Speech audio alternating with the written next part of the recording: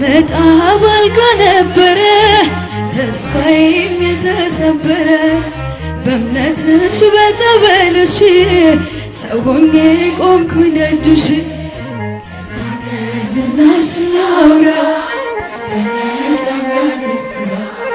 ተጋድሎሽ የእምነቴ ጽናት ሆኖኛል የእምነቴ መብራት ታላቅ በሆነው እምነትሽ ታመንኩ